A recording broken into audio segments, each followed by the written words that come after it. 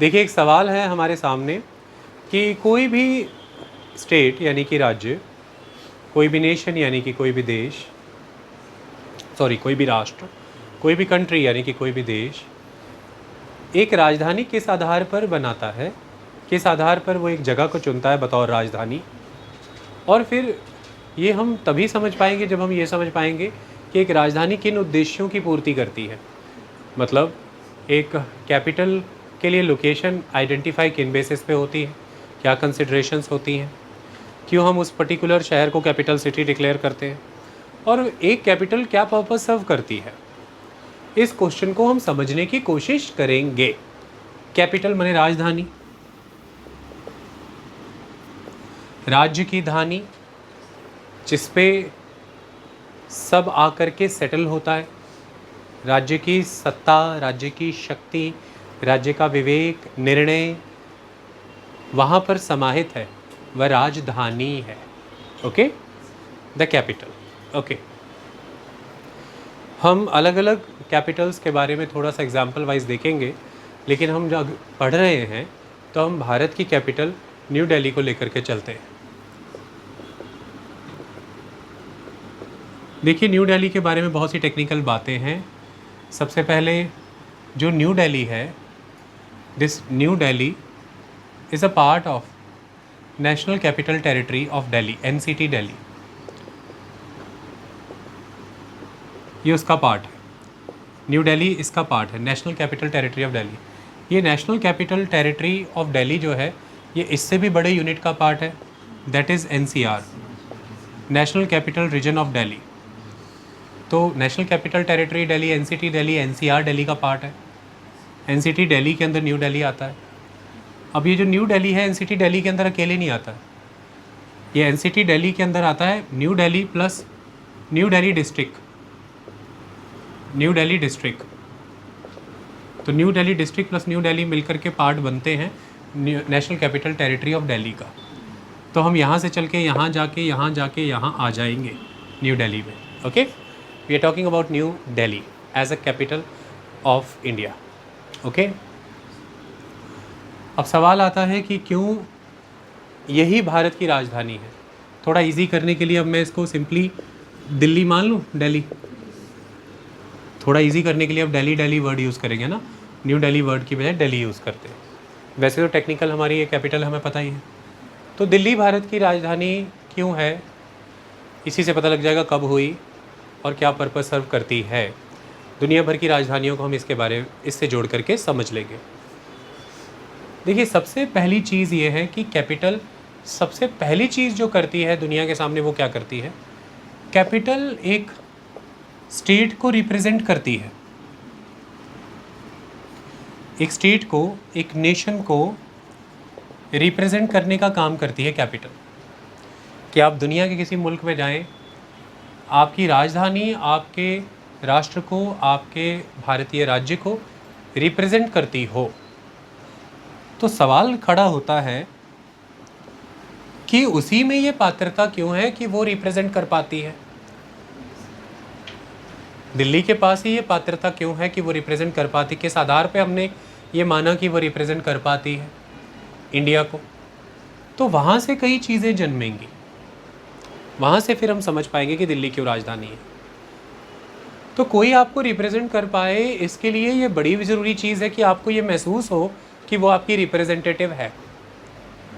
इसके लिए ये महसूस हो कि वो आपकी रिप्रेजेंटेटिव है। तो किसी को आपका रिप्रेजेंटेटिव होना है, तभी वो आपको रिप्रेजेंट कर रहा है, आप कन्विंस्ड हो कि वो आपकी रिप्रेजेंटेटिव है। तो अब मान लीजिए कि हम यहाँ पर एक कैपिटल की बात कर रहे हैं जो कहीं ना कहीं ज्योग्राफिकली लोकेटेड है, जो कहीं ना कहीं ज्योग्राफिकली लोकेटेड है। और जब हम इंडिया एज अ कंट्री की बात कर रहे हैं तो हम एक ज्योग्राफिकल एंटिटी की बात कर रहे हैं। तो एक कैपिटल ज्योग्राफिकली लोकेटेड है, तो सबसे पहले तो उसका पूरे इंडिया को ज्योग्राफिकली ही रिप्रेजेंट करना ज़रूरी है, वो ज्योग्राफिकली इंडिया को रिप्रेजेंट करती हो।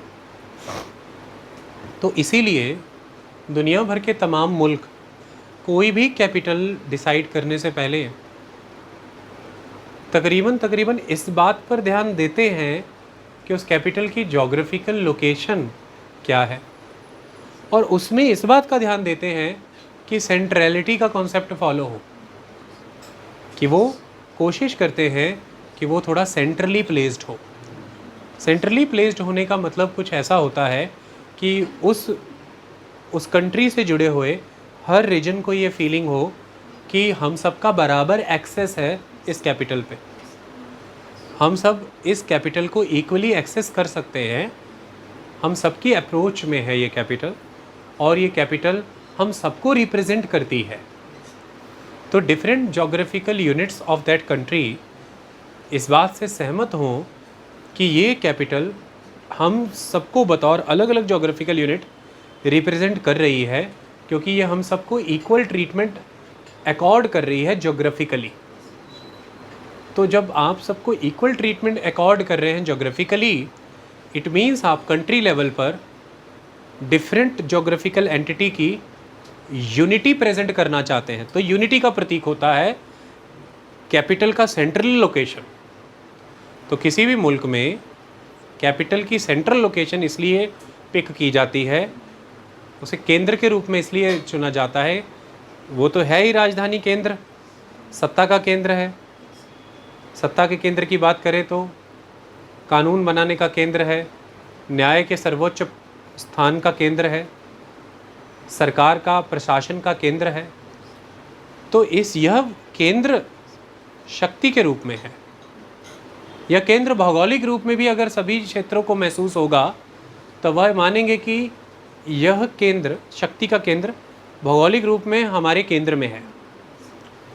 इससे उन सबको बराबर रिप्रेजेंटेशन फील होगा, कोई डिप्राइव्ड नहीं फील करेगा, डिसएन्चेंटेड फील नहीं करेगा।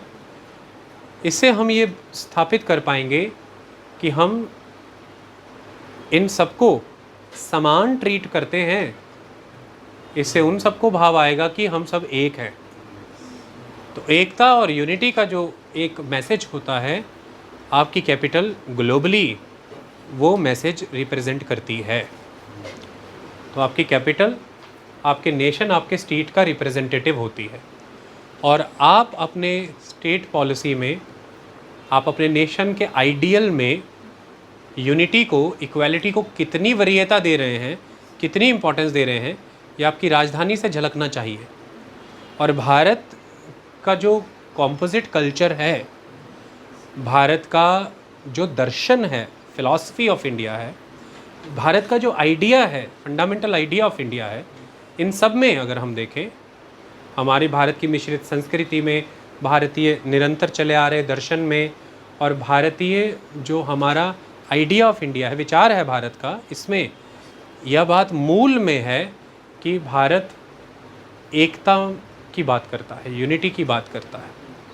भारत समतावादी समाज की बात करता है, समानता की बात करता है, इक्वालिटी की बात करता है। तो भारत यहाँ पर डाइवर्स क्षेत्रों को साथ लेकर के बात चलने की बात करता है, मतलब यूनिटी इन द डाइवर्सिटी की बात करता है। तो यूनिटी तभी हो सकती है डाइवर्सिटी में, अगर डाइवर्सिटी रिप्रेजेंटेशन पा रही है मेन स्ट्रीम वॉइस में। अगर हम डाइवर्सिटी को रिस्पेक्ट अकॉर्ड करेंगे तभी डाइवर्सिटी यूनिटी के रूप में एग्जिस्ट करती है, और अगर यूनिटी है तो ही डाइवर्सिटी को प्रोटेक्शन, प्रिजर्वेशन मिलती है, और डाइवर्सिटी मेंटेन और इंटैक्ट रहती है। तो इंडिया में एकता में अनेकता का कॉन्सेप्ट है, यूनिटी इन द डाइवर्सिटी का कॉन्सेप्ट है, डाइवर्सिटी इन द यूनिटी का कॉन्सेप्ट है। तो उस हिसाब से अगर देखें हम दिल्ली के कॉन्सेप्ट को लें, तो अगर हम उसको जोग्राफिकल लैंडमास वाइज इंडिया को लें, और क्योंकि ये 1947 के बाद का मैप आप देखते हैं, इसके पहले का मैप अगर आप देखें, एक बड़ा क्षेत्र पाकिस्तान का, एक बड़ा क्षेत्र अफ़गानिस्तान का, एक बड़ा क्षेत्र बांग्लादेश का, बहुत तमाम बड़ा क्षेत्र जब आप कंसिडर करते हैं the realm of India, when you will consider that Bharatvarsh, तो आपको ऐसा महसूस होगा कि दिल्ली उसके केंद्र में आ रहा है, दिल्ली उसके केंद्र में आता है। अगर हम एक कॉम्प्रिहेंसिव लैंडमास की बात करें, इंडस गंगा ब्रह्मपुत्रा प्लेन जो इंडिया का एक बड़ा हिस्सा कवर करता है। It's 50% land mass of the whole country, it's a big land mass. तो ऐसे में उसकी अगर हम उस लैंड मास की बात करें तो उस हिसाब से 50% लैंड मास नहीं है ये, दिस फिगर इज़ रॉन्ग। वो हमने सिर्फ प्लेन के हिसाब से लेना है तो दैट्स नॉट कंसिडर। 50% जो मैं कह रहा था वो रिल्म का एक हिस्सा होगा तो होगा।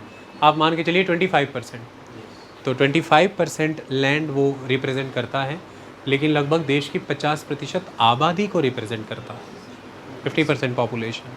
तो उस हिसाब से मान लीजिए जो सरकारें रही होंगी वो अगर इसे इस लैंडमास के रूप में कंसिडर करें और उसमें उस आबादी को कंसिडर करें तो उनको ऐसा लगता है कि ये स्थान केंद्र की भूमिका निभाता है इतनी बड़ी आबादी के बीचों बीच। ओके, तो दैट इज़ वाई एक कारण ये रहता है जोग्राफिकल में बहुत सारे अलग अलग कारण हैं। पहला कारण हमने दिया central position, centrality in context of geography. जैसे उदाहरण के तौर पर स्पेन की राजधानी मैड्रिड है, आइबेरियन पेनिनसुला के बीचों बीच है। मैड्रिड आप देखिए बिल्कुल बीचों बीच है। हालांकि स्पेन को कोस्टल एरियाज़ भी लगते हैं, उसकी कैपिटल ट्रेड एंड कॉमर्स को देखते हुए कोस्ट में भी हो सकती थी, उसकी कैपिटल दूसरे मुल्कों के बॉर्डर के क्लोज भी हो सकती थी जैसा कई और मुल्कों में होती है, बट स्पेन की राजधानी केंद्र में है क्योंकि स्पेन में डाइवर्सिटी है, अलग अलग डाइवर्स रीजन्स एग्जिस्ट करते हैं। उन डाइवर्स जोग्राफिकल रीजन्स को एक सेंस ऑफ यूनिटी प्रोवाइड करने के लिए, equal access to the capital city provide हो, इसके लिए उन्होंने अपनी राजधानी को केंद्र में चुना है, भौगोलिक रूप में केंद्र में चुना है। नाइजीरिया की राजधानी अबुजा भी इसी तरह से प्लेस्ड है, तो ये एक इम्पॉर्टेंट कंसिड्रेशन है। Okay, this is the important consideration. Next element आ जाता है जब आप ज्योग्राफी की बात करते हैं। देखिए कोई भी राजधानी है उसका एक मूल, उसका जो मेन एक आस्पेक्ट है वो ये कि वो एक लंबे समय के दौरान, हो सकता है कोई राजधानी ऐसी ना हो जो बाद में बनाई गई हो, उनका भी रीज़न हम बताएंगे, पर तकरीबन राजधानियाँ अगर आप देखें तो उन राजधानियों का एक लंबे समय के दौरान बसने का इतिहास रहा है, सेटलमेंट्स का इतिहास रहा है, बसावट का इतिहास रहा है कि वहाँ पर संस्कृतियाँ समाज बसते रहे हैं। ऐसे में ये ज़्यादातर वहीं पर संभव होता है जहाँ पर या तो सराउंडिंग रीजन में अच्छी खेतीबाड़ी होती है, या वह राजधानी अच्छे व्यापारिक मार्गों पर आती है, या वह राजधानी अच्छे आवागमन के मार्गों पे आती है कि यात्री वहाँ से आते जाते हैं। तो उस हिसाब से अगर हम देखें तो दिल्ली यहाँ पर भी फिट बैठती है। प्राचीन समय से ही भारत में एक महत्वपूर्ण मार्ग रहा है उत्तरापथ। उत्तरापथ एक इम्पॉर्टेंट रूट रहा है। हालांकि एग्जैक्टली वो दिल्ली से गुज़रता है ऐसा नहीं है, वो दिल्ली के थोड़ा ऊपर से गुज़रता है। जैसे मान लीजिए टेक्निकली सहारनपुर के करीब से गुज़रता है, मैं आपको मोबाइल पे अभी दिखा दूंगा उत्तरापथ, लेकिन उसके सराउंडिंग में दिल्ली का अगर मैं बड़ा क्षेत्र कंसिडर करूं तो दिल्ली एक इम्पॉर्टेंट पॉइंट रहा है हमेशा से। तो the closeness of Delhi to the Uttarapath, there were other cities those who were directly lying on the Uttarapath and other cities those who were close to the Uttarapath. Still वो कैपिटल नहीं है क्योंकि कैपिटल बनने के लिए कई और पॉइंट्स भी ज़रूरी हैं जो उनके साथ एसोसिएटेड नहीं है। लेकिन जो एक पॉइंट बहुत ज़रूरी है वो ये कि एक महत्वपूर्ण मार्ग के समीप होना है आपको। दिल्ली इस शर्त को पूरे करती है। उत्तरापथ धीरे धीरे धीरे धीरे आगे विकसित होते हुए ग्रैंड ट्रंक रोड में बदला है, उसका लोकेशन थोड़ा सा शिफ्ट हुआ है और वो ग्रैंड ट्रंक रोड में बदला। ग्रैंड ट्रंक रोड के ऊपर एग्जैक्टली दिल्ली लाई करती है, जीटी रोड पे लाई करती है एग्जैक्टली, और ये एक महत्वपूर्ण मार्ग रहा है हमेशा से ही। मैं आपको दिखाना चाहता हूँ, आप यहाँ पर देख सकते हैं। आप यहाँ पर देखिए, ये काबुल से होते हुए इस्लामाबाद, लाहौर होते हुए दिल्ली होते हुए ये कोलकाता तक। तो ऐसा कहा जाता था एक ज़माने में पेशावर से पश्चिम बंगाल तक या पेशावर से बंगाल तक, ये this is the grand trunk road and Delhi is exactly lying on their. तो दिस इज़ द रीज़न कि आप ये कंसिडर करते हैं कि एक इम्पॉर्टेंट रूट रहा है जिस रूट पे दिल्ली लाई करती रही है। तो दुनिया भर में ऐसे महत्वपूर्ण मार्गों पर आने वाले शहर अगर बाकी सारे ट्रेड्स को सेटिस्फाई करें तो पॉसिबिलिटी होती है कि वो कैपिटल के रूप में डेवलप हो जाते हैं। अगर प्राचीन मार्गों की बात करें तो एक मार्ग सिल्क रूट हुआ करता था। अगर हम सिल्क रूट की बात करें तो वो सिल्क रूट तो मेन ट्रंक रूट के रूप में गुजरता था जहाँ से, तो सिल्क रूट तो चीन से गुजरता है और जाते जाते जाते जाते जाते वेस्ट यूरोप में ख़त्म होगा वो। तो वो मेन ट्रंक रूट के तरह जब गुजरता था तो उसकी कई ब्रांचेस क्रिएट होती थी और वो ब्रांचेस आगे फर्दर अलग अलग मुल्कों में फैलती थी। उस हिसाब से अगर हम कंसिडर करें तो जो सिल्क रूट गुजरता होगा यहाँ से भारत के ऊपर से काराकोरम के क्षेत्र से, उसको कनेक्ट भारत में कैसे करना है उसके लिए ये रूट डेवलप किए जाते थे, the route through the Himalayas and the Pamir. अब आप इस रूट को नोटिस करिए, ये रूट आ रहा है, ये रूट नीचे जाता है, देखिए the ancient heart of India that is Delhi. तो जो सिल्क रूट गुजरता था उस सिल्क रूट से जो भारतीय मार्ग जोड़े जाएंगे उन मार्गों पर दिल्ली आता था। वही मार्ग आगे ऐसे चला जा रहा है, आप देख सकते हैं, और वो नीचे कलकत्ता की ओर चला गया है। अच्छा, इसी मार्ग को यहाँ से जब निकालेंगे तो ये आप नीचे जयपुर होते हुए नीचे चले जाते, देखिए अहमदाबाद होते हुए गुजरात के बंदरगाहों तक, और उसके बजाय नीचे सीधा अजंता अलोरा। तो अजंता अलोरा भी एक इम्पॉर्टेंट व्यापारिक मार्ग पे आता है, ये मैं आपको बताना चाहता हूँ। इसलिए जो अजंता एलोरा में जो अलग अलग दो चीज़ें होती हैं, एक जब आप बुद्धिस्ट केव्स देखते हैं तो उनमें आपको एक तो इम्पॉर्टेंट स्थान दिखता है बुद्ध विहार जो बाहर बना रहता है, और दूसरा इम्पॉर्टेंट स्थान कौन सा होता है? चैत्य। Very good. तो चैत्य और विहार कंसेप्ट नज़र आता है। विहार जहाँ पर बुद्ध मॉन्क रुकते हैं, आते जाते हैं, ज़रूरी नहीं वही रुके, व्यापारी भी रुकते हैं।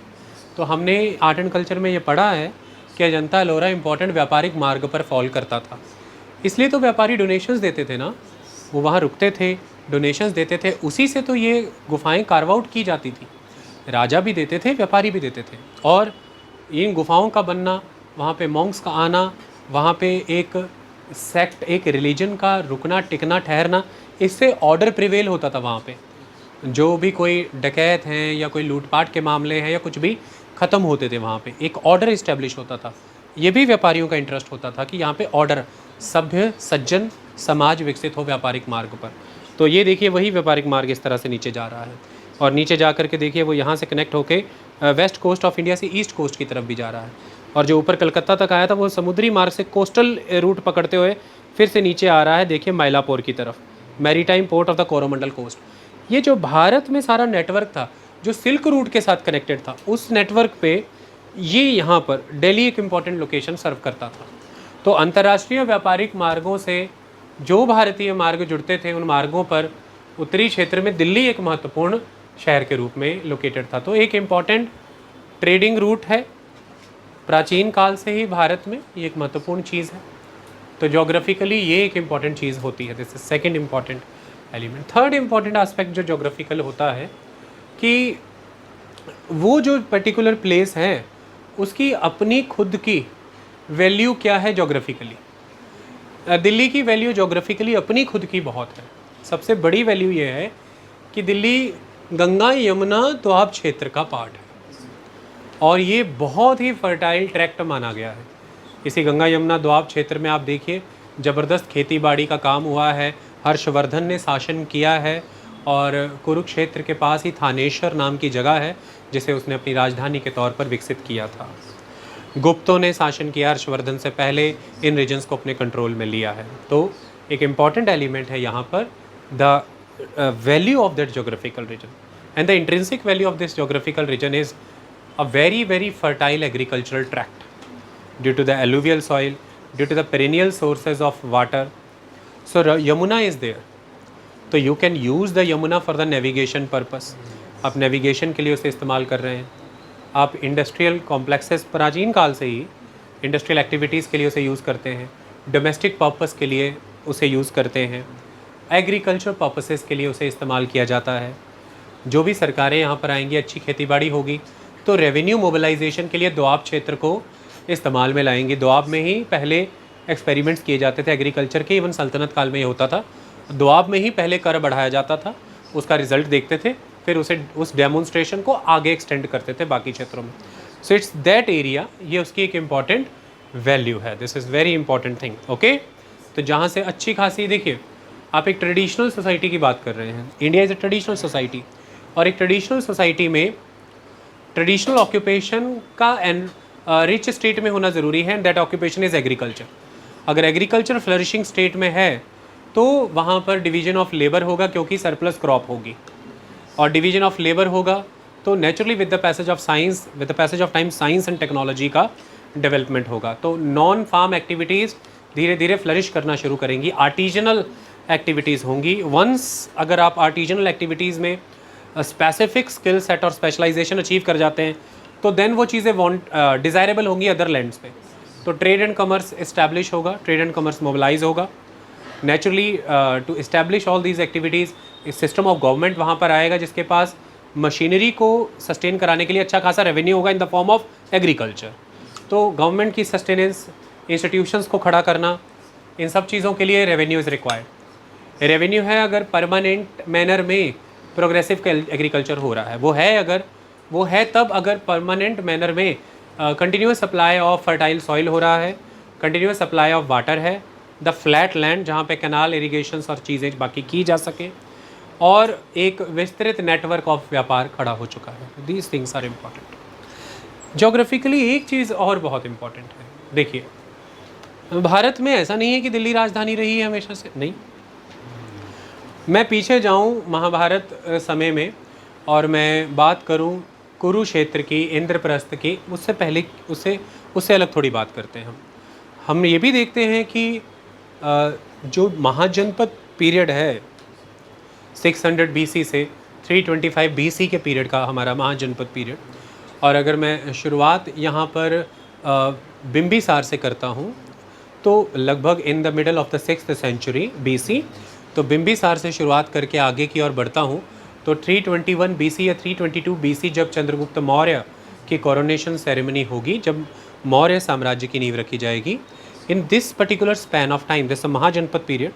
तो इस महाजनपद पीरियड के दौरान महान मगध साम्राज्य की शुरुआत बिंबिसार से हो रही है ना। हर्यंका डायनेस्टी, बिंबिसार मगध शुरू हो रहा है वहाँ से, अपने पीक पे पहुँचेगा अशोक के समय में, जो कि चंद्रगुप्त मौर्य का पौत्र है। चंद्रगुप्त मौर्य 321-322 BC में अपनी शपथ ग्रहण करेंगे, कोरोनेशन करेंगे। इस लगभग 600 BC से 325 BC का ये जो समय है, इस समय के दौरान मगध बहुत प्रोमिनेंस में आया। और मगध की जब मैं बात कर रहा हूँ तो मैं ख़ास तौर पर बिहार की बात कर रहा हूँ। मगध में अलग अलग समय पे कभी गिरिवराज, राजगृह, राजगीर, ये नाम है अलग अलग, थोड़ा थोड़ा लेफ़्ट राइट होती जाती जगह। और उसके बाद पाटलिपुत्र। ऐसा कहा जाता है कि उदयन ने ही पाटलिपुत्र को, उदयन ने राजधानी पाटलिपुत्र में स्थापित की, उसने पाटलिपुत्र बनाया। तो पाटलिपुत्र स्थापित हुआ पटना, आज के समय का पटना।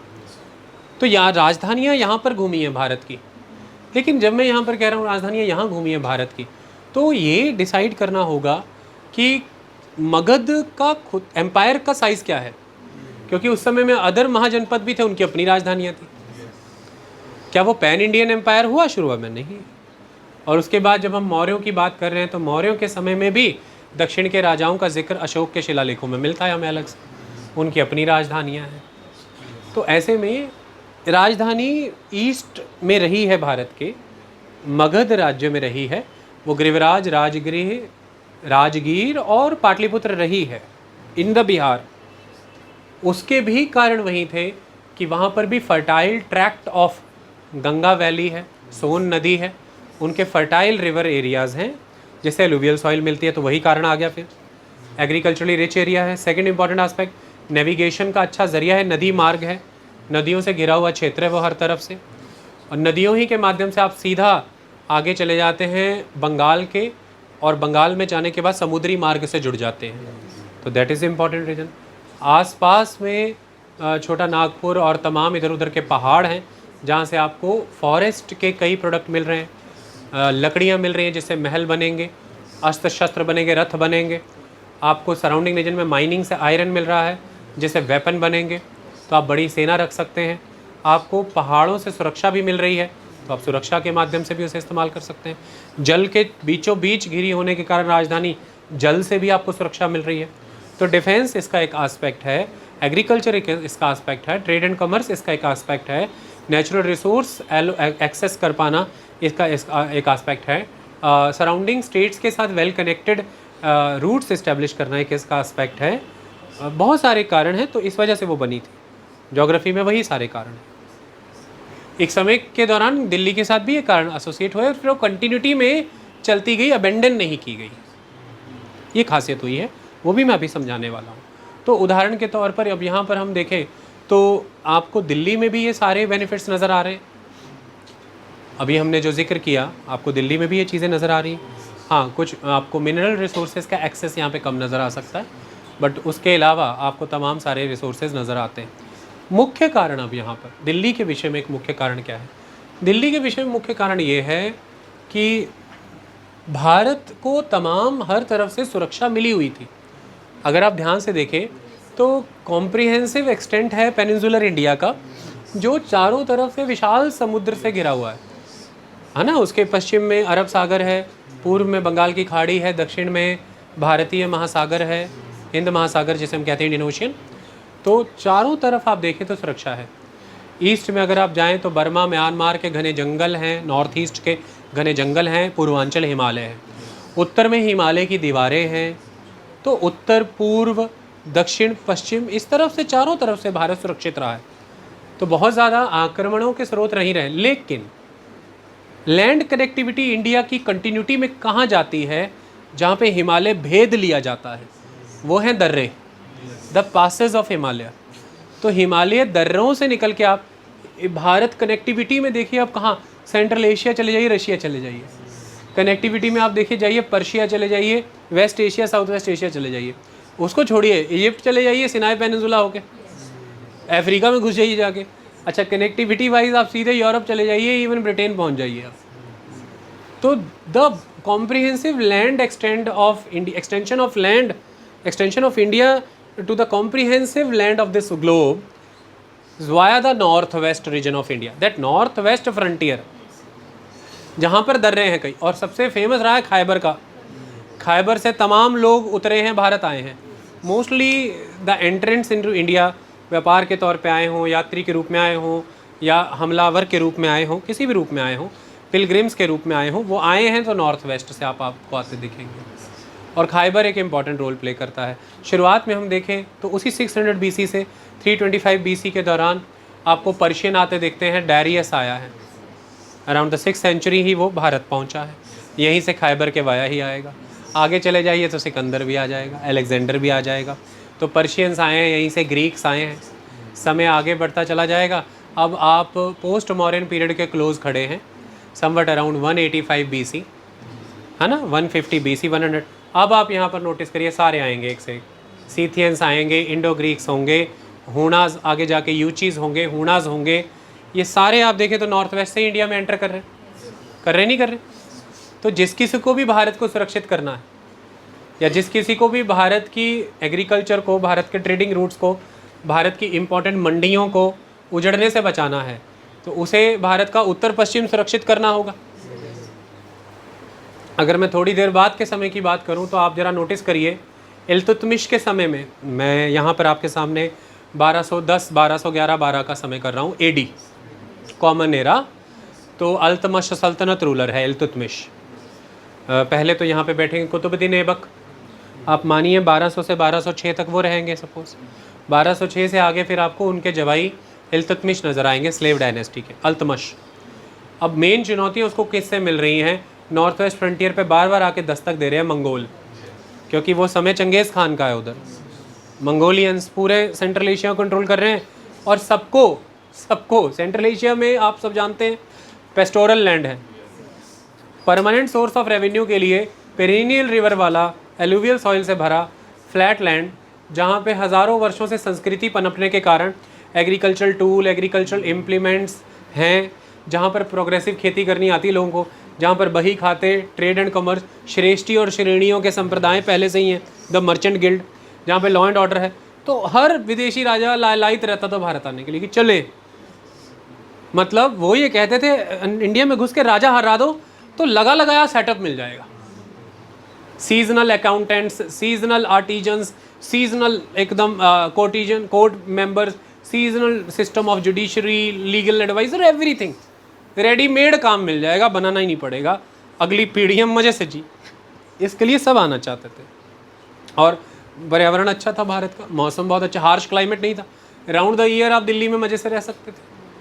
लेकिन ऊपर तो आपको पता है एक समय के बाद सर्दियों में बुरे हाल हो जाते थे, बर्फ़ें पड़ती थी, ज़िंदगी मुश्किल थी। तो ऐसे में आना तो यहीं था सबको, और प्रवेश द्वार नॉर्थ वेस्ट रहेगा। तो अल्तमश के लिए चुनौती रहा मंगोलियंस।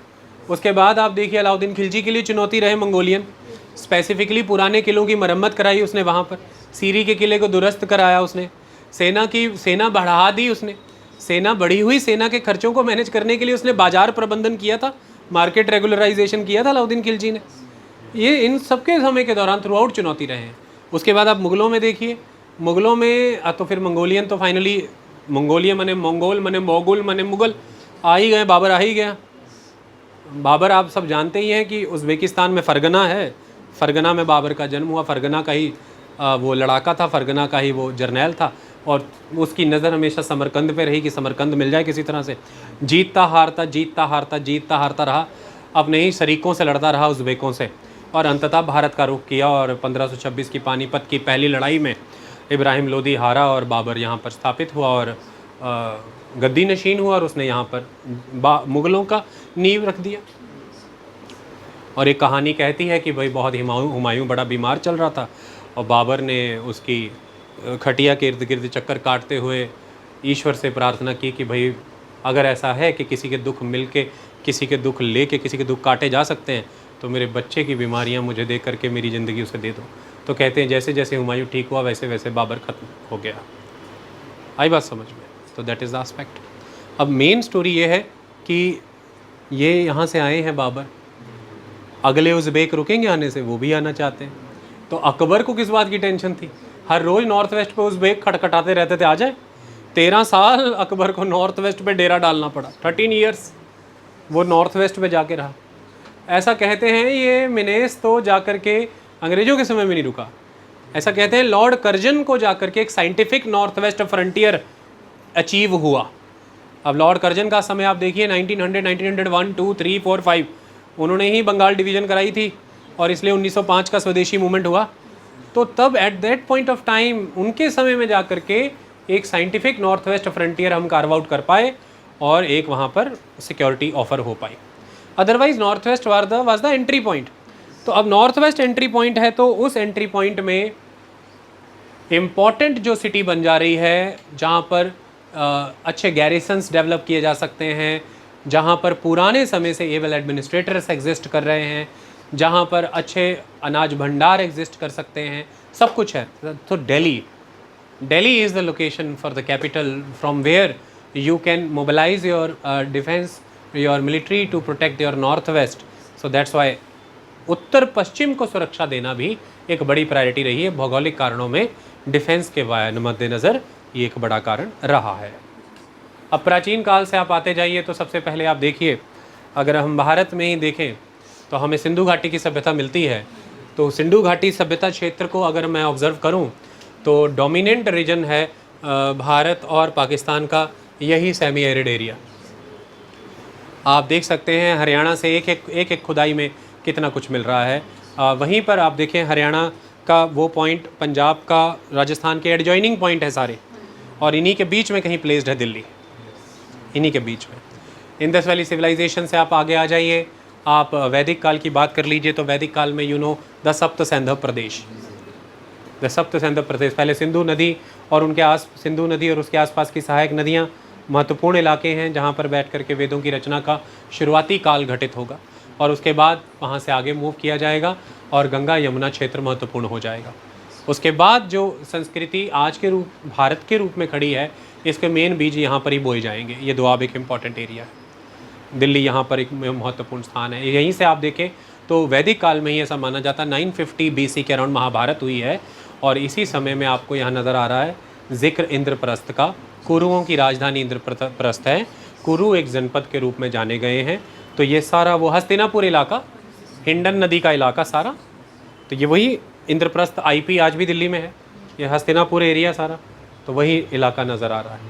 इसके बाद हम आगे बढ़ जाते हैं और फिर शिफ्ट आ जाएगा, फिर शिफ्ट आ जाता है, और वो शिफ्ट आता है लेटर वैदिक पीरियड के ख़त्म होने और महाजनपद के शुरुआत होने के समय में। फिर हम चले जाते हैं ईस्ट की ओर, राजधानी वहाँ आ जाती है। और एक बार राजधानी जब वहाँ आ जाती है मगध में, तो मौर्य पीरियड में भी और पोस्ट मौर्य पीरियड में भी, इवन पोस्ट मौर्यन रूलर के समय में भी गुप्ताज आए, हर्षवर्धन आए, गुप्ताज के समय तक भी मगध ही केंद्र रहेगा। लेकिन एक चीज़ महत्वपूर्ण है कि मौर्यों के ख़त्म होने से गुप्तों के आने तक जो दौर है पोस्ट मौर्यों का, इस दौरान बहुत सारी शक्तियाँ नॉर्थ वेस्ट से भारत आई हैं, न्यू एंट्रेंट्स। उन्होंने कई नए शहर, कई नए ठिकाने बसाए हैं इसी गंगा यमुना क्षेत्र में, सिंधु नदी क्षेत्र में। और आने वाले समय में गुप्तों ने और हर्षवर्धन ने इन्हीं फिर नए क्षेत्रों के इर्द गिर्द नए व्यापारिक केंद्र और नई राजधानी स्थापित की है, खासतौर हर्षवर्धन ने। ओके, क्यों? क्योंकि जो इन्वेडर्स भारत में पहले आ रहे हैं और यहाँ सेटल हो रहे हैं, वो भारत आने के बाद जिस क्षेत्रों से आ रहे हैं उनके साथ इंडिया की कनेक्टिविटी मेंटेन रखना है, व्यापार वाणिज्य को यहाँ पर बढ़ोतरी दे रहे हैं। इसलिए ये शहर एनर्जेटिक रहे, अग्रेसिव रहे, एनर्जेटिक रहे, अग्रेसिव रहे। वही दूसरी तरफ ईस्टर्न सिटीज़ एग्जॉस्ट होती गई, लॉलेसनेस आती गई वहाँ पर, रिसोर्सेज एग्जॉस्ट होते चले गए वहाँ पर, धीरे धीरे मशीनरी वहाँ पर करप्ट हो गई, ख़त्म हो गया सब कुछ। तो आप यहाँ पर आते हुए देखेंगे शिफ्ट आता हुआ नज़र आएगा। तो फिर ये शिफ्ट आपको प्रॉपरली हर्षवर्धन के समय में नज़र आ जाएगा। वर्धन के लिए इम्पॉर्टेंट क्षेत्र कन्नौज था। आप देखें कन्नौज का, बिजनौर का, ये सारा इलाका महत्वपूर्ण क्षेत्र है। और ख़ास तौर पर राजधानी हमने देखा कि कुरुक्षेत्र के समीप ही थानेश्वर में बनाई गई थी। तो गुप्तों के बाद ये शिफ्ट यहाँ पर हमें नज़र आ जाता है वर्धन। और वर्धन के द्वारा एनरिच किए गए Kannauj, this land, this Doab area, ये बाद में बोन ऑफ कंटेंशन रहेगा। अब 700 से लेके 1200 AD का जो टाइम है इंडिया में, ये राजपूत पीरियड कहलाता है। इस टाइम पे बोन ऑफ कंटेंशन कौन है? कन्नौज। कन्नौज पे कब्जा करने के लिए त्रिकोणीय संघर्ष होगा भारत में, ट्रिपार्टाइट स्ट्रगल होगी इंडिया में।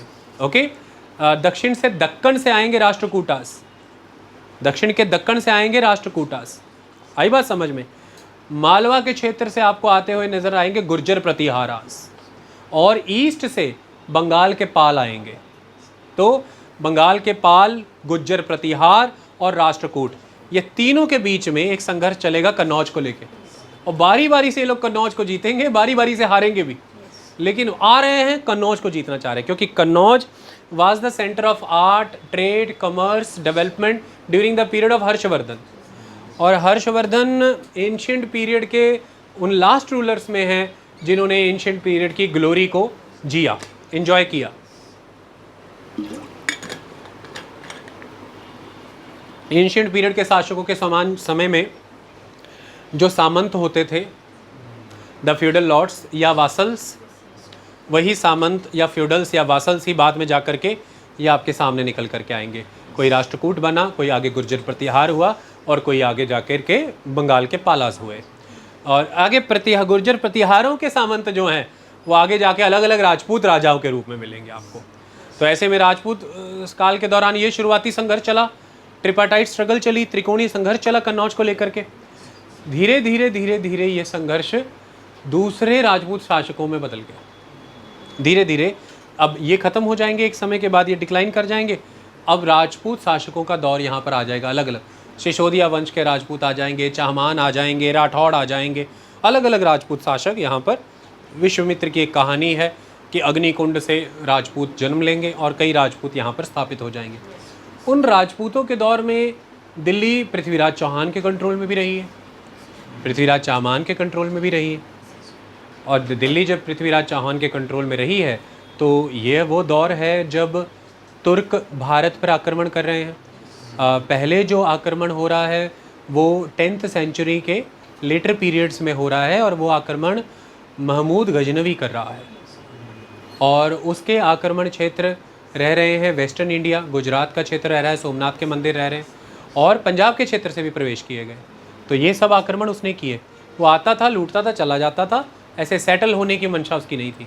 बट इसके बाद ये भी अफगानिस्तान से ही था, ये गजनी से था, ये गजनी कहलाया। इसके बाद आया है शहाबुद्दीन, यानी कि मोहम्मद घोरी। अब घोरी ने जो आक्रमण किए हैं उसमें अब आप नोटिस करिए कि क्योंकि दिल्ली पृथ्वीराज चौहान के पास, अब ऊपर से आएगा नॉर्थ वेस्ट की तरफ से घोरी, नीचे से जाएंगे अपने पृथ्वीराज चौहान। तो इसीलिए लड़ाई कहाँ पर होगी? खुले मैदान में, तराई के बैटल में लड़ाई होगी। ओके, वही हरियाणा का क्षेत्र, तो तराई में बैटल होगी। First battle of Tarain, second battle of Tarain 1192, इसका नतीजा निकल आएगा। पृथ्वीराज चौहान हार जाएंगे और मोहम्मद घोरी जीत जाएगा।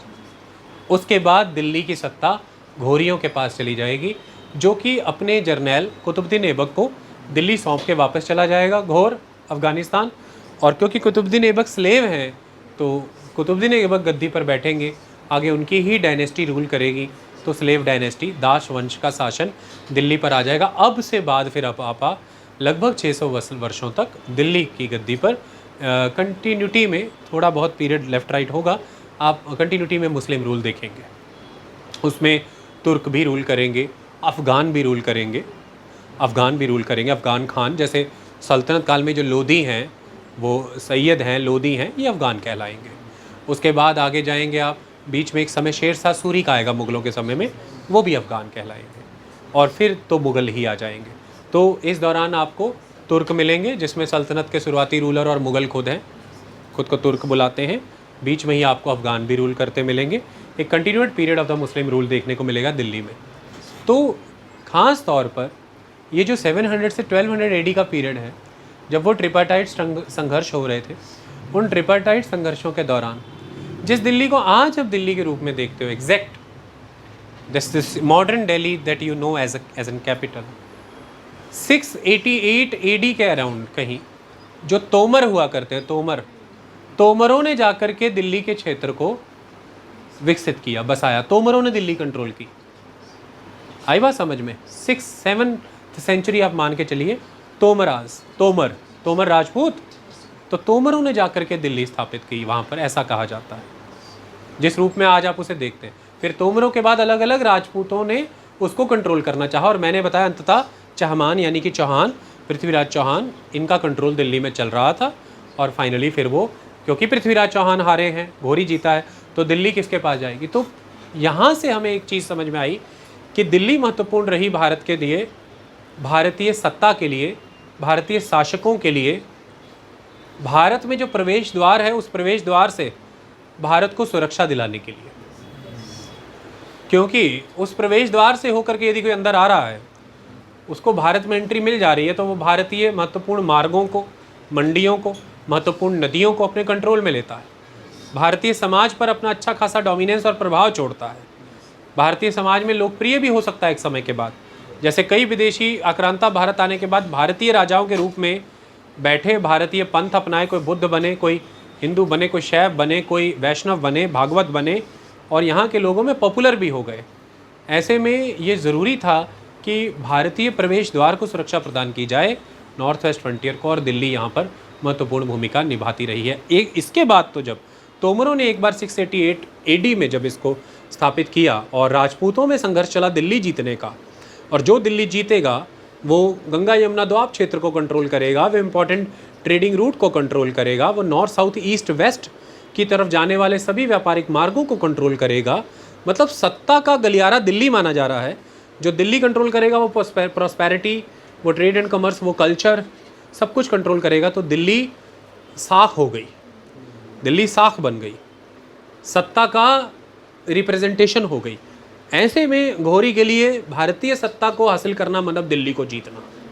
तो दिल्ली इस तरह से एट पार हो गई भारत जीतने जैसा, तो दिल्ली जीतना है। ऐसे राजधानियां जानी जाती हैं फिर। Okay, this is the way that you can acquaint your self with the Capitals, कि दिल्ली पे जाना है मतलब देश की सत्ता के केंद्र में जाना है। ओके, तो राजधानी एक तरह से किसी भी राष्ट्र की, किसी भी समाज की सत्ता का प्रतिबिंब होती है, प्रतीक हो जाती है।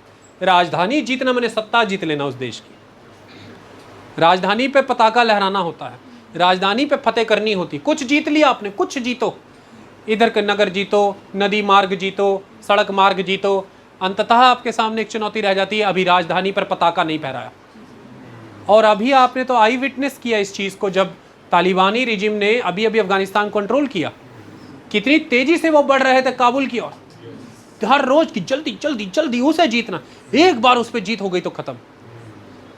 राजधानी पर पताका लहराना जरूरी, क्योंकि राजधानी से जुड़ा है लोगों का मनोबल, राजधानी से जुड़ा है समाज का कॉन्फिडेंस, आत्मविश्वास, राजधानी से जुड़ा है सत्ता। ओके, तो इसलिए राजधानियां सत्ता का प्रतीक भी होती हैं। राजधानी ये सारा पर्पस सॉल्व करती हैं। डन हो गई बात। तो ज्योग्राफिकली भारत के केस में ये नॉर्थ वेस्ट वाला एक पॉइंट भी इंपॉर्टेंट था। Is that clear? तो this is the concept of capital. ये ज्योग्राफिकल फैक्टर्स हमारे तकरीबन यहाँ पर ख़त्म हो जाते हैं। अगला इंपॉर्टेंट फैक्टर होता है demography, that is the population. अब दुनिया भर की कंट्रीज़ को कंसिडर करिए और उनकी पॉपुलेशन को कंसिडर करें। अब पेरू की कैपिटल लीमा को देख लीजिए, अब चिले की कैपिटल सेंटियागो को देख लीजिए, आप भारत की कैपिटल न्यू दिल्ली को देख लीजिए। दुनिया की आप कैपिटल्स पकड़िए, उनके अकेले के पास उस पूरे मुल्क की 20-25% तक जनसंख्या होगी। इवन कई कैपिटल्स तो प्राइमेट सिटी भी हैं, मतलब साइज़ में उनसे दूसरी जो सिटी है ये जनसंख्या में उस दूसरी सिटी से डबल होती हैं, प्राइमेट सिटीज़ कहलाती हैं। तो इस हिसाब से ये अच्छे घने जनसंख्या वाले क्षेत्र होते हैं। क्यों होते हैं? उसका बड़ा रीज़न वही होता है कि यहाँ पर इकोनॉमिक अपॉर्चुनिटीज़ काफ़ी होती हैं। तो इकोनॉमिक अपॉर्चुनिटीज़ जहाँ अच्छी खासी होंगी वहाँ पर अच्छा खासा पॉपुलेशन कंसंट्रेशन भी होता है। इकोनॉमिक अपॉर्चुनिटीज़ की जब हम बात करते हैं तो उसमें इकोनॉमिक अपॉर्चुनिटीज़ का अवेलेबल होना एक बात है, कंटिन्यूटी में अवेलेबल होना दूसरी बात है। तो ये वो एरियाज़ होते हैं जिसमें राउंड द ईयर कंटिन्यूटी में आपको इकोनॉमिक अपॉर्चुनिटीज़ मिलती रहती हैं, सेंचुरीज़ टू सेंचुरीज़ आपको इकोनॉमिक अपॉर्चुनिटीज़ वहाँ मिलती रहती हैं। दैट्स वाई ये तगड़े पॉपुलेशन सेंटर बन जाते हैं। तो अच्छी जनसंख्या घनत्व यहाँ पर होता है, इसलिए जनसंख्या जहाँ पर है राजा को उनके पास ही जाना है, सरकारों को भी उनके पास जाना है, क्योंकि सत्ता जो है उसे बल कहाँ से आता है? सत्ता को बल प्रजा से आता है, सत्ता को बल सिटीजन से, नागरिकों से आता है, वहीं से आता है। तो you are a political leader, you are a political leader of a political party. तो आपको ज़्यादातर लोग इन्फ्लुएंस करने हैं तो आप कहाँ जाएंगे? जहाँ ज़्यादातर लोग होंगे। आई बात समझ में? So population centres are important है। तो अच्छी जनसंख्या होती है, जैसे भारतीय राजधानी दिल्ली में भी अच्छी खासी जनसंख्या है, न्यू दिल्ली में। तो demography is important aspect. Another important aspect is the there are capitals जो ट्रेडिशन का रिज़ल्ट नहीं है, जो रिज़ल्ट नहीं है ज्योग्राफी का, जो रिज़ल्ट नहीं है पॉपुलेशन का, वो रिज़ल्ट है पॉलिटिकल कॉम्प्रोमाइज़ का, राजनीतिक समझौतों का। जैसे उदाहरण के तौर पर अमेरिका की राजधानी वाशिंगटन डीसी, अलग अलग समय पर अलग अलग क्षेत्र पे राजधानी बनाने का कॉन्सेप्ट आया, क्योंकि अमेरिका एक नया मुल्क बना था। तो उसके सामने प्रस्ताव आए। एक प्रस्ताव ये भी आया कि क्योंकि उत्तरी जो यूनाइटेड स्टेट्स ऑफ अमेरिका है उसके जो उत्तरी राज्य हैं वो यूनाइटेड स्टेट्स ऑफ अमेरिका में डोमिनेट करते रहे हैं, क्योंकि दक्षिणी राज्यों में ज़्यादातर जो पॉपुलेशन, जिसे एक समय तक स्लेव पॉपुलेशन कहते थे, वो डोमिनेट करती थी। तो जो उत्तरी राज्य हैं उनको ध्यान में रख के राजधानी बनाई जाए, ऐसा कहा गया। एक समय में ये कहा गया कि अमेरिकी क्रांति को ध्यान में रख के, क्रांति की जड़ों से जोड़ करके अगर हमें राजधानी बनानी है तो हमें फिलाडेल्फिया के क्षेत्र में बनानी चाहिए। फिर एक समय आया जब ये हुआ कि जो राजनीतिज्ञ हैं उनकी दक्षिण के राज्यों से बातचीत हुई।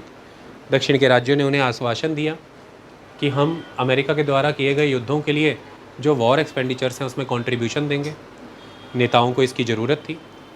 दक्षिण के राज्यों के लोगों को इस बात की चिंता थी कि अगर राजधानी उत्तर के राज्यों के समीप हुई तो उत्तर के लोगों का प्रभाव राजधानी पे होगा। राजधानी पे प्रभाव उत्तर के लोगों का मतलब सत्ता पे प्रभाव उनका, मतलब लेजिस्लेचर पे, एग्जीक्यूटिव पे, जुडिशरी पे प्रभाव उनका। तो हमारे साथ तो अत्याचार ही होते रहेंगे, हमारा रिप्रेजेंटेशन तो होगा ही नहीं। देखिए इतनी महत्वपूर्ण राजधानी कि उस पर प्रभाव आ जाएगा लोगों का। आप खुद सोचिए ना कि आपके घर में कोई एक पर्सन है और वो लीडर है और फैसले वही लेता है, तो वो ज़्यादा देर किन के बीच बिताता है आपको चिंता हो जाएगी, क्योंकि आपको लगेगा कि इस पे तो उनका प्रभाव है, मुझसे तो मिला ही नहीं कई दिनों से, मेरी बात तो जानता ही नहीं, मेरा व्यू पॉइंट तो इसे पता ही नहीं, मेरी तो ज़रूरतें पता ही नहीं इसे, तो मेरा प्रभाव क्या होगा इस पर। तो इस वजह से दक्षिण के राज्यों ने ये वचन दिया कि हम पैसा देंगे। नेताओं के साथ उनकी सेटिंग हुई। मैं नेताओं का स्पेशली यहाँ पर नाम नहीं लेना चाहता, हम उस दिशा में अभी नहीं जा रहे। तो फिर ये डिसाइड हुआ कि चलिए ठीक है। फिर अटलांटिक कोस्ट के क्लोज नॉर्थ से साउथ के बीच का एक इलाका ढूंढते हैं।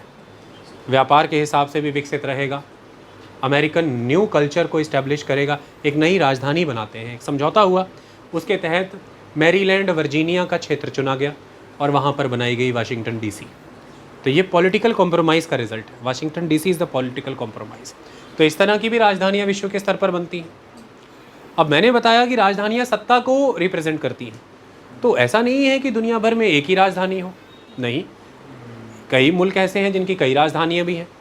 बोलीविया की राजधानी है लापाज, वो उसका एडमिनिस्ट्रेटिव सेंटर है, बोलीविया की एक राजधानी लापाज, लेकिन उसकी जो कॉन्स्टिट्यूशनल कैपिटल है वो है सुक्रे। बिल्कुल दूसरी तरफ साउथ अफ्रीका, अफ्रीकन कॉन्टिनेंट में कंट्री है साउथ अफ्रीका, उसकी तीन राजधानियाँ हैं। उसका जो एडमिनिस्ट्रेटिव यूनिट है वो इस्टेब्लिश्ड है प्रेटोरिया में, तो administrative centre is in the Pretoria. उसका जो लेजिस्लेटिव सेंटर है वो इस्टेब्लिश्ड है इन द केप टाउन, लेकिन जो उसका जुडिशियल सेंटर है वो इस्टेब्लिश है ब्लमफॉन्टेन, BLOEMFONTEIN,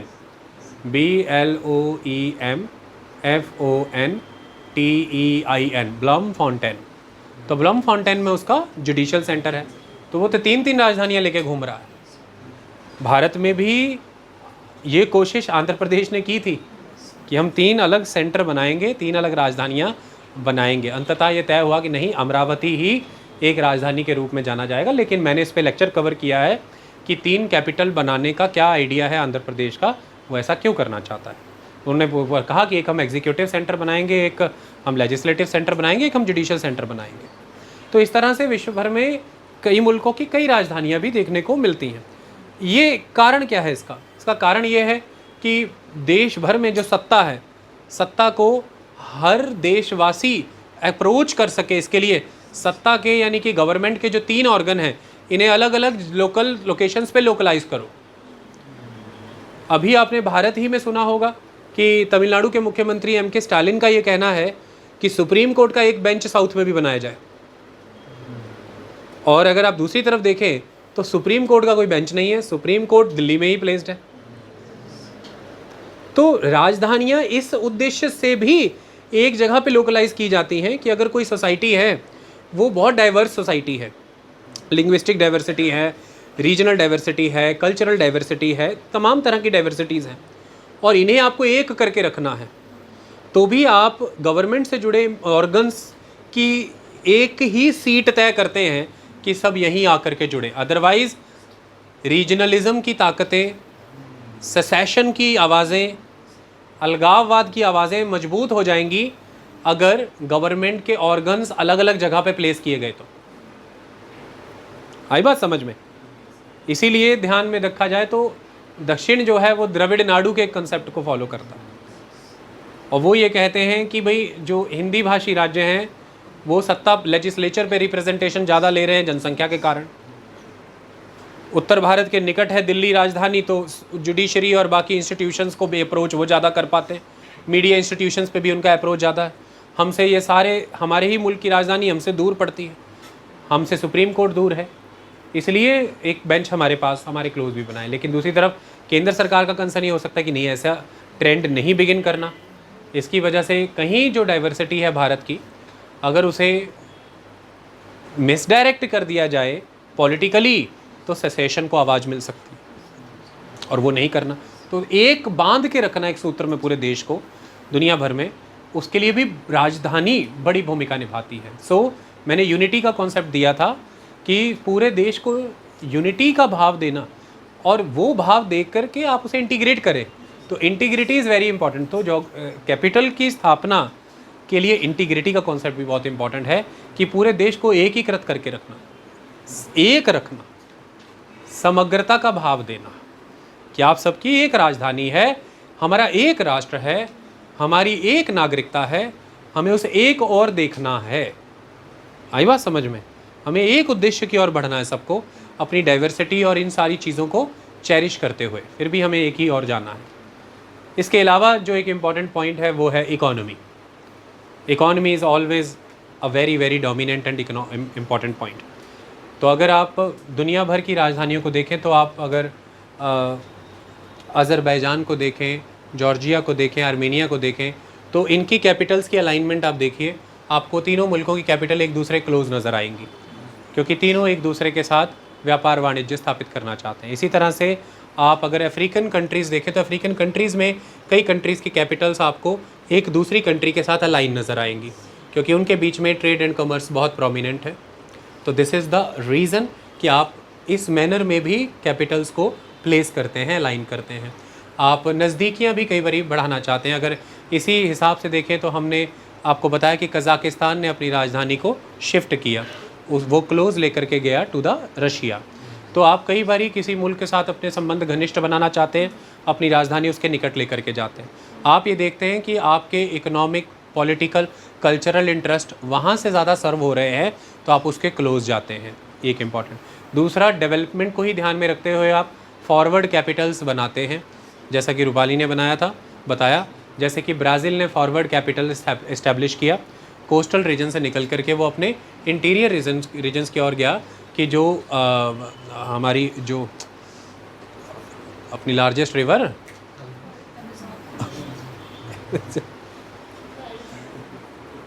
अमेज़ॉन की, जो अमेज़ॉन रिवर बेल्ट्स हैं उनके क्लोज जाया जाए, और वो जो अभी तक हमारा हिदर टू अनडेवलप्ड एरिया है हम उसको भी डेवलप करें, तो फॉरवर्ड कैपिटल बनाई जाए।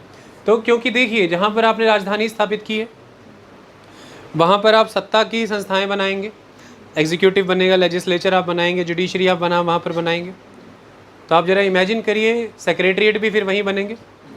जैसे भारत में दिल्ली में केंद्र का जो वहाँ पर सेक्रेटरीट है, पीएमओ वहीं पर है, home ministry, finance ministry, defence ministry, external affair minister का दफ्तर वहीं पर है, वो जो आपको नज़र आता है बड़ा सा अक्सर दिखाया जाता है, दैट सेक्रेटरीट। तो ये सारी संस्थाएं जहाँ पर होंगी, कॉम्प्रिहेंसिव बेस ऑफ सेक्रेटरीट वहीं पर नज़र आएगा कि नहीं। और जब एक बार सेक्रेटरीट का बेस नज़र आ गया, उनको सर्व करने के लिए comprehensive line of workers, accountants, advisers, legal petitioners, cases, judiciary ही आप देख लीजिए सब कुछ, तो सारा सिस्टम वहाँ खड़ा होता है। एजुकेशनल इंस्टीट्यूशंस आते हैं, टेलीविज़न और प्रिंट मीडिया वहाँ पर स्थापित होता है, बड़ी बड़ी कंपनियाँ वहाँ पर लगेंगी, क्योंकि सरकारी अदारों को प्रभावित करना पहला। दूसरा, अनुमतियाँ लेना, आप अनुमति लेकर के ही, अगर आप चाहते हैं कि इस चीज़ का कानून बने, तो उसके लिए भी आप जनता के प्रतिनिधियों को अप्रोच करना चाहेंगे। आपको कहाँ मिलेंगे इकट्ठे, वो सरकारी दफ्तर कहाँ मिलेंगे आपको।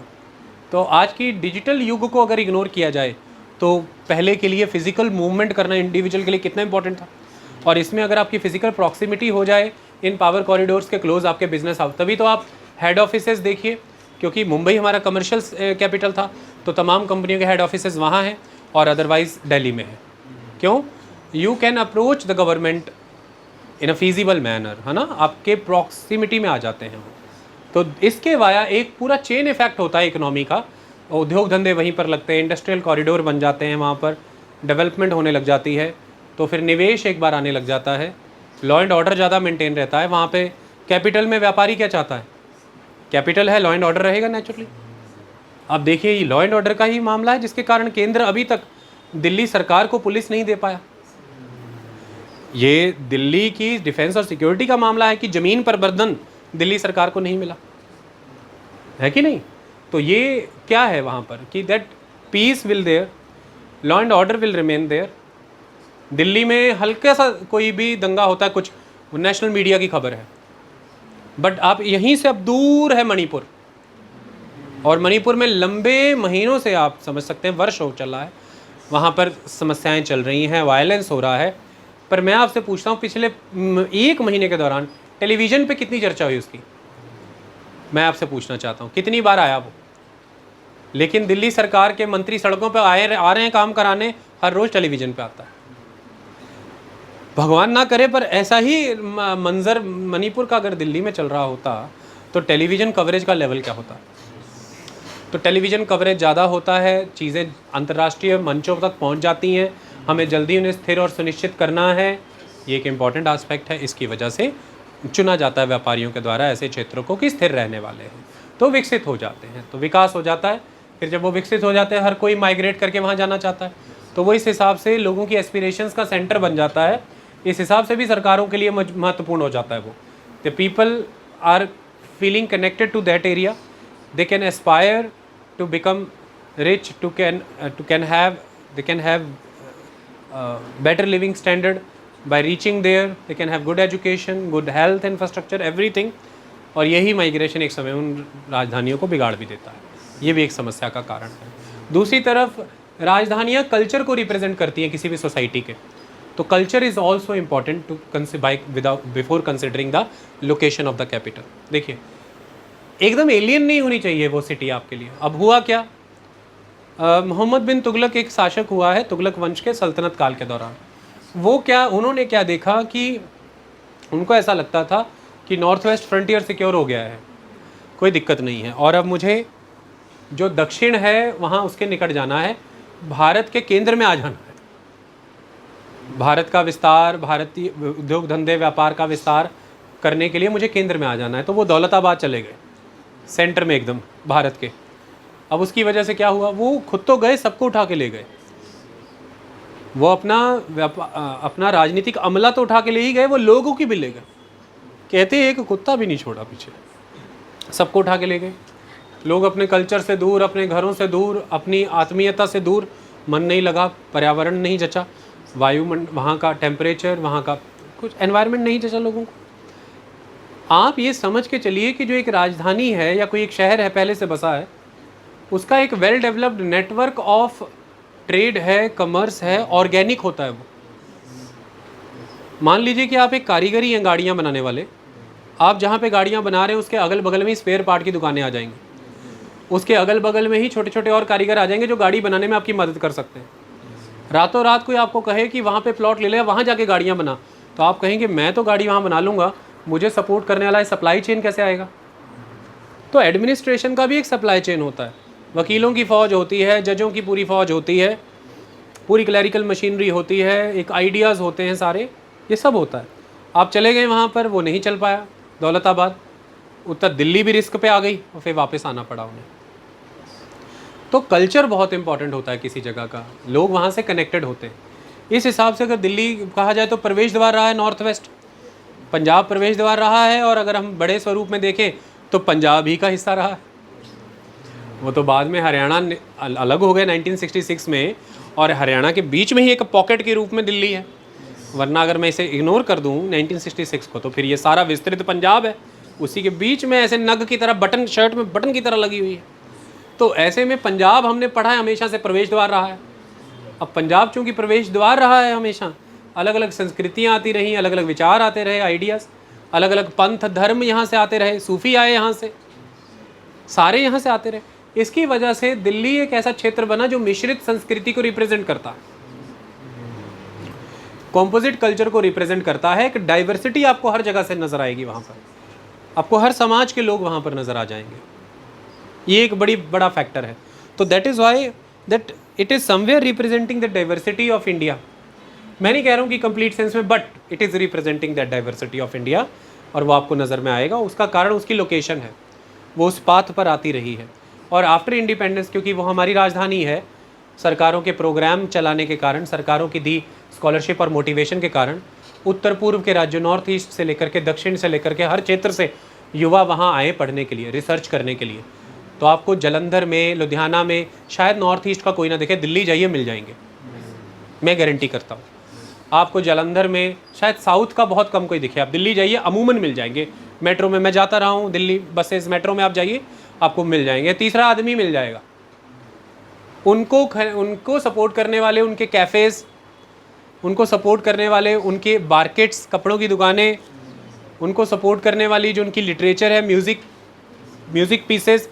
तो आप देखिए वो जानते हैं वहाँ पर हमारे रीजन का म्यूज़िक मिल रहा है, वो जानते हैं हमारे मतलब के खाने पकवान वो दिल्ली के उस चांदनी चौक की उस गली में मिल रहा है। ये पूरा एक सिस्टम होता है भाई, इसे कल्चर कहते हैं। आप एक आदमी को एकदम से उठा करके कहेंगे चल अंदर चलते हैं, वहाँ कमरा बहुत अच्छा ले लिया, AC लगा है, फ्रिज है, ये वो यहाँ पर आ गया, वो अपने मतलब की खाने की चीज़ ढूंढ रहा है, एक दुकान नहीं मिल रही। वो कुछ पढ़ने को यहाँ ढूंढ रहा है, एक मिल नहीं रही। वो उस माहौल का कैफ़े ढूंढ रहा है, एक नहीं मिल रहा। So overall cultural setting of a particular region. तो लंबे समय से जो कोई क्षेत्र इस तरह से बस रहा होता है, वो एक कंड्यूसिव एटमॉस्फेयर क्रिएट करता है डाइवर्स कल्चरल ग्रुप्स को सस्टेन कराने के लिए। उस कंड्यूसिव एटमॉस्फेयर में ये सारी सपोर्टिंग एलिमेंट्स आते हैं, जिसकी वजह से वो रीजन अपने आप को अडेप्ट करता है डाइवर्स लोगों के लिए, और डाइवर्स लोग उसके साथ अडेप्ट हो जाते हैं। इसके लिए वो एक तरह का एक इंडिस्पेंसिबल पीस हो जाता है उनके लिए, कि वो अब इसके बिना रह पाना मुश्किल है। कहीं भी आप उन्हें और ले जाएंगे उन्हें दिक्कत आ जाएगी। आई बात समझ में? और फिर गवर्नमेंट्स फोर्टिफाई करती हैं इस चीज़ को, इसको फोर्टिफिकेशन कहते हैं। फोर्टिफिकेशन कैसे होती है? आप, क्योंकि दिल्ली हमारा पॉलिटिकल कैपिटल है इंडिया का, हमारा दिल्ली अगर ध्यान से देखा जाए तो कल्चरल कैपिटल भी है उस हिसाब से। तो दिल्ली में ही गवर्नमेंट फोर्टिफिकेशन ऐसे करती है कि सेंस ऑफ बिलोंगिंगनेस आपको प्रोवाइड करना है, सेंस ऑफ रिप्रेजेंटेशन आपको प्रोवाइड करना है। तो अलग अलग राज्यों के राज्य भवन वहाँ बनाए हैं। तो आप जाइए वहाँ पर, जाइए, आपको कर्नाटका भवन, आंध्रा भवन, पंजाब भवन, आप एक रोड से गुजरिए वहाँ पे, जिस रोड पे ITC मौर्या ये वो सारे आते हैं, आपको सारे भवन नज़र आएंगे वहाँ पे, है ना। और सदन नज़र आएंगे, या सदन या भवन, जैसे आसाम सदन, मणिपुर सदन, मिज़ोरम सदन या भवन, वो सब वहाँ बने हैं। सारे भारत भर से राजनयिक वहाँ जाते हैं, पॉलिटिशियंस वहाँ जाते हैं, लोग वहाँ जाते हैं। वहाँ पे आर्ट गैलरीज होती हैं, आम लोगों के लिए खोली जाती हैं कि आप आइए, देखिए। किसी तरह की आपको मदद चाहिए, आप किसी रीजन के हैं, आप पंजाब भवन जाइए, आपको मदद मिलेगी, वहाँ पे जाके उनसे मदद ले लीजिए। इस तरह से फोर्टिफिकेशन के प्रोसेस अपनाए जाते हैं, जिससे आप फोर्टिफाई करते हैं कि हाँ ये आप सबकी राजधानी है। तो ये अलग किसी दूसरे शहर में नहीं है, ये दूसरे शहर में नहीं है। आई बात समझ में? और भारत के तो सत्ता के सभी क्षेत्र वहाँ पर हैं। राष्ट्रपति भवन वहीं पर है, द एग्जीक्यूटिव सेंटर सेक्रेटरीट वहीं पर है, लेजिस्लेटिव सेंटर पार्लियामेंट वहीं पर है, जुडिशियल सेंटर सुप्रीम कोर्ट वहीं पर है, दिल्ली का अपना खुद का हाई कोर्ट भी है। ओके, ये एक इम्पॉर्टेंट एस्पेक्ट है। कल्चर को और ज़्यादा एम्फेसाइज करने के तरीके क्या अपनाए जाते हैं कि आप अपनी लिगेसी को रिप्रेजेंट करते हैं। वो रिप्रेजेंटेशन जिस क्षेत्र से हो रहा है वो भी आपकी राजधानी बनती है। उदाहरण म्यांमार है। म्यांमार को अगर ध्यान से देखा जाए तो म्यांमार की कैपिटल है नैपिडा। ये टेक्निकली लिखा जाता है NAYPITAW, नैपिता। इसका मतलब क्या है? अबॉर्ड ऑफ किंग्स, राजालय। जैसे हिमालय अबॉर्ड ऑफ स्नो, वैसे ही ये राजालय है। राजाओं का जन्म क्षेत्र है, ये राजाओं का क्षेत्र है ये। आई बात समझ में? That's the importance attached. 2004-5 के समय में ये कामकाज चला, जब मिलिट्री रूल से डेमोक्रेसी की तरफ म्यांमार शिफ्ट हो रहा था। नैपितो को स्टार्ट किया गया बतौर राजधानी, वहाँ पर अबॉर्ड ऑफ किंग के रूप में उसको इस्टेब्लिश किया गया। तो ये बता रहा है कि आप किस कल्चरल एलिमेंट को एम्फेसाइज कर रहे हैं अपने नए राज्य, नए राष्ट्र के सृजन के दौरान। तो आप नैपितो को इस रूप में एम्फेसाइज कर रहे हैं, ओके, कि दैट हमें अपनी ग्लोरी जीनी है, ब्रिटिश नहीं। हमें ब्रिटिशर्स का दिया बर्मा नाम नहीं चाहिए, हमें रंगून को नहीं मानना है हमारी राजधानी, वो नहीं है हमारी। We need to go back to the legacy of the Myanmar. That's why the name Burma shift करके उन्होंने वापस से म्यांमार किया। We need to go back to the legacy of this land, and this land is known as the abode of king, and that place is particularly the Naypyidaw. We need to go there. So Naypyidaw is the capital. Okay, मतलब you are emphasizing your indigenous, your traditional legacy, what ever that legacy is, कुछ भी हो सकती है, आप उसे emphasise कर रहे हैं। And the shifting of capital is representing that. Okay, आप सिंबलाइज कर रहे हैं, तो सिंबलिज्म यहाँ पर बहुत इंपॉर्टेंट हो जाता है। तो वो चीज़ वहाँ पर म्यांमार ने की है, इस तरह से उन्होंने अपनी राजधानी बनाई है। ओके, तो कई कारण, ये सारे कारण जो मैंने आपके सामने रखे, कल्चर है, ट्रेडिशन एक कारण है, हिस्ट्री एक कारण है। हमने भारत के केस में हिस्ट्री देखा, और हिस्ट्री के केस में हमने देखा कि कहाँ से, आप देखिए, राजधानी के रूप में तो नहीं, लेकिन सिंधु घाटी सभ्यता के रूप में ये क्षेत्र विकसित क्षेत्र है। अच्छा, उसके बाद हम ये देख रहे हैं कि वैदिक काल में भी यह क्षेत्र, महाभारत पर्टिकुलर टाइम में ये तो क्षेत्र ही कोर एरिया। अच्छा, उसके बाद हम देख रहे हैं कि एक शिफ्ट आ गया महाजनपद काल में, आप ज़्यादा इंपॉर्टेंट सेंटर हो गया ईस्ट में मगध, बट स्टिल उस समय में भी यहाँ पे कुरु जनपद स्थापित है। लेकिन उसके बाद अगर आप पोस्ट मॉडर्न पीरियड में देखते हैं तो शिफ्ट आना शुरू हो जाएगा वेस्ट की ओर, और वो आना शुरू हो जाएगा पोस्ट मॉडर्न रूलर्स, वो चाहे वो सीथियंस हैं, पार्थियंस हैं, चाहे वो यूचीज़ हैं, हुनाज हैं, कोई भी हैं, वो आते चले जा रहे हैं। और प्रोमिनेंस मिल रहा है पोस्ट गुप्ता पीरियड में हर्षवर्धन के समय में। और फिर ये डोमिनेंट लैंड हो जाएगा the fight for Kannauj, that is the tripartite struggle by the Palas of the Bengal and the Gurjara Pratiharas and the Rashtrakutas of the Deccan. और इस चीज़ में जो इनके वासल्स हैं अलग अलग राजपूत, वो इस इम्पॉर्टेंट रीजन को जीतना चाहेंगे, दैट इज़ दिल्ली। और ऐसे में तोमर शुरुआत करेंगे 688 में, यहाँ पे जाके बसेंगे, इसको बसाएंगे। और फाइनली इसका जो राजपूत पीरियड में क्लाइमैक्स है वो चाहमानों के समय में होगा, दैट इज़ चौहान, पृथ्वीराज चौहान, जिनसे ये चली जाएगी सत्ता के केंद्र के रूप में सीधी घोरी के पास। और उसके बाद फिर ये कंटिन्यूटी में बतौर कैपिटल सर्व करेगी। ये मैं आपको बता दूं, बीच बीच में इसमें शिफ्ट आएगा, जब नहीं भी करेगी तो दिल्ली सल्तनत, नाम सुनिए, दिल्ली सल्तनत, ये दिस इज़ इंपॉर्टेंट थिंग। वैसे मैं आपको बता दूं सल्तनत काल में ही बीच बीच में राजधानी शिफ्ट भी की जाएगी। जैसे सिकंदर लोदी जो हैं वो दिल्ली से आगरा शिफ्ट होंगे, वो वहाँ पे शिफ्ट कर देंगे कैपिटल को, इतनी बात को समझिएगा आप।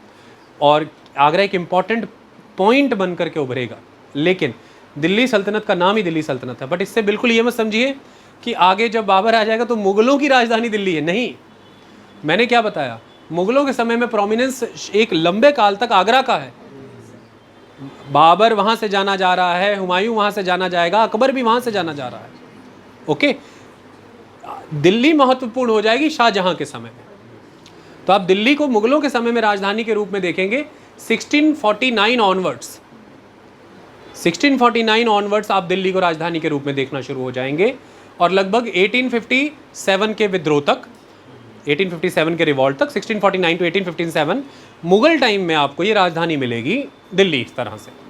तो पूरे 1200 से लेकर के 1857 के बीच में मुग़ल दिल्ली और आगरा के बीच में राजधानी शिफ्ट हुई है। पर लॉन्ग टर्म जो देखें तो दिल्ली राजधानी रही है, अगर हम सल्तनत पीरियड भी ऐड कर लेते हैं सारा मुग़ल पीरियड से। मुग़ल पीरियड आप 1526 से होता जान रहे हैं, और लंबा समय बीत जाने पर 1649 से, मैंने बताया शाहजहां तो शाहजहानाबाद, जिस दिल्ली को आज आप देख रहे हैं वो सारी चांदनी चौक वाली दिल्ली, वो शाहजहानाबाद के रूप में है। 7 शहरों से मिलकर दिल्ली ऐसा कहते हैं बनी, मैंने पढ़ाया है सारा, 7 सिटीज़ मिलकर के अमलगमेट होकर दिल्ली के रूप में चले गए। तो कंटिन्यूटी में फिर वो चल रही है, अबेंडन नहीं हो रही है। Look at the cultural richness, diversities, research, language, व्यापार, दुकानें, रिटेल, इंडस्ट्री, कलाकारियाँ, हस्तकलाकारियाँ सारियाँ, कितने डाइवर्स लोग, पर्शियंस, तुर्क, अफ़गान, दुरान, कौन नहीं बस रहा वहाँ आकर के। भारत भर के अलग अलग क्षेत्र के लोग जा कर के वहाँ पर बस रहे हैं। फिर बाद में जब ब्रिटिशर्स कंट्रोल ले जाएंगे, जब क्राउन के अधीन भारत आ जाएगा 1858 की प्रोक्लेमेशन के साथ, तो अल्टीमेटली पॉलिटिकल कंट्रोल अब डायरेक्टली ब्रिटिशर्स के पास आ चुका है। ब्रिटिशर्स अपनी राजधानी कलकत्ता को बनाते हैं, तो ब्रिटिशर्स की कैपिटल कोलकाता है। लेकिन कर्जन के समय में बंगाल को डिवाइड किया जाता है, क्योंकि बंगाल सेंटर ऑफ रेवोल्यूशन बन जाएगा। लगातार बंगाल ही में क्रांतियाँ हो रही थी, बंगाल को कमज़ोर करना चाहते थे लॉर्ड कर्जन। तो लॉर्ड कर्जन ने 1905 में बंगाल का डिवीज़न कर दिया, ईस्ट बंगाल और west Bengal. East Bengal Muslim majority बना दिया, तो वहाँ पर बंगाली हिंदू माइनॉरिटी में आ गए, तो यहाँ से बंगाली हिंदू कमज़ोर हो जाएंगे। और वेस्ट बंगाल में जो बंगाली हिंदू हैं वो माइनॉरिटी में आ गए उड़िया और बिहारी हिंदुओं के मुकाबले, क्योंकि उड़िया हिंदू और बिहारी हिंदू ज़्यादा हो गए, क्योंकि बंगाल में उस समय में उड़िया और बिहार दोनों क्षेत्र कवर होते थे। इस हिसाब से बंगाली ही क्योंकि ज़्यादा क्रांतियाँ कर रहे हैं, आंदोलन कर रहे हैं, ज़्यादा ही रेनेसेंस हो रखा है इनमें, तो इन्हीं को सेट करने के लिए इन्हें दोनों ही क्षेत्रों में माइनॉरिटी में बदल दिया लॉर्ड कर्जन ने। ऐसा करने के लिए उसने बंगाल को डिवाइड किया, नाम ये दिया था कि बेटर एडमिनिस्ट्रेशन के लिए मैं कर रहा हूँ, ये झूठा था।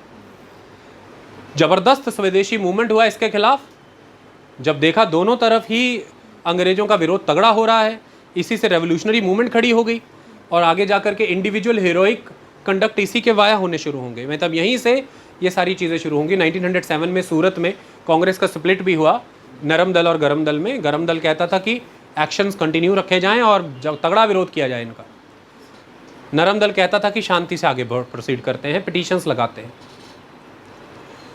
तो बाद में बंगाल जब 1911 में इन्हीं विद्रोहों को सबको देखते हुए और ये देखा कि लगातार क्योस और टर्बुलेंस है, तो वापस से फैसला वापस लिया गया, बंगाल एक किया गया यूनाइट 1911 में। लेकिन तब जब बंगाल एक बार यूनाइट किया गया, तब शिफ्ट डिसाइड कर लिया गया कि हमें ये जो पूरा विस्तृत गंगा मैदान है इसके केंद्र में जाना है, to better control the India. तो तब उस समय में जॉर्ज 5 की कोरोनेशन सेरेमनी होनी थी, ब्रिटिश एम्पायर के जॉर्ज 5। और जॉर्ज 5 की कोरोनेशन सेरेमनी के लिए 12 दिसंबर 1911 में जब वहाँ पर जॉर्ज 5 आए अपनी वाइफ के साथ, तो उन्होंने फाउंडेशन स्टोन लेट डाउन किया उनका महल बनाने के लिए, उनका भवन बनाने के लिए। ये जो फाउंडेशन स्टोन उन्होंने लेट डाउन किया है 12 दिसंबर 1911 को, इसको माना जाता है कि फाउंडेशन स्टोन लेट डाउन हो गया है दिल्ली का। वैसे ये इसके 3 दिन बाद 15 दिसंबर को होगा टेक्निकली, जब वो किंग्स वे में फाउंडेशन स्टोन लेट डाउन करेंगे आगे और दूसरे सरकारी भवन बनाने के लिए। यहाँ से प्रोग्राम शुरू हुआ है, फाउंडेशन स्टोन रखा गया, दिल्ली बननी शुरू हुई। तगड़े ब्रिटिश आर्किटेक्ट थे एडविन लुटियन, उनको इस बात का कॉन्ट्रैक्ट दिया गया कि आपको ये बनानी है, इसलिए लुटियन दिल्ली हम उसे कहते हैं। 1931 में इसका इनॉग्रेशन हुआ। आई बात समझ में? 1911 में ये हुआ है, काम सही मायने में फर्स्ट वर्ल्ड वार ख़त्म होने पे ही शुरू हुआ था, इसलिए 1931 में दिल्ली का उद्घाटन हुआ, याद रखिएगा। और उस समय में भारत के वाइसरॉय और गवर्नर जनरल लॉर्ड इरविन थे, तो लॉर्ड इरविन के हाथों से दिल्ली का उद्घाटन हुआ है, याद रखिए। और उसके बाद फिर दिल्ली तो चलती रही बतौर राजधानी, और आज़ादी के बाद फिर दिल्ली ही हमारी राजधानी रही, दिल्ली में ही हमारे सारे सेंटर्स इस्टेब्लिश रहे, और तब से लेकर के आज दिन तक दिल्ली ही आपके देश की राजधानी है। तो एक ट्रेडिशनल कंटिन्यूटी ऑब्जर्व करिए दिल्ली की आप, हेरिटेज, कल्चर, हिस्ट्री सब जुड़ा है उससे। भारतीय संघर्ष का प्रतीक है वो, क्योंकि जब 1857 की स्वतंत्रता संग्राम की उस क्रांति के दौरान जो झंडा फहराया गया था, यानी कि जो सत्ता अपने हाथ में लेने का प्रयास किया गया था, वो दिल्ली का ही लाल किला था। बहादुर शाह जफर जो हैं इंपॉर्टेंट पर्सन थे उस समय में, जिसको जो सिपॉयज हैं उन्होंने आगे खड़ा किया कि आप खड़े हो जाइए सिपह सलार के रूप में, आप प्रतिनिधि हैं हमारी इस क्रांति के। और आप देख सकते हैं कि दिल्ली के लाल किले से ही हमारे इंडिपेंडेंस डे पर देश के प्रधानमंत्री अपनी स्पीच देते हैं। गणतंत्र दिवस पर हम जो है वो दिल्ली के जो हमारा जो विजय पथ है, राजपथ है, हम वहाँ से स्पीच देते हैं, लेकिन अदरवाइज़ हम लाल किले से देते हैं। वो प्रधानमंत्री की होती है लाल किले वाली, और वो राष्ट्रपति की होती है गणतंत्र दिवस की।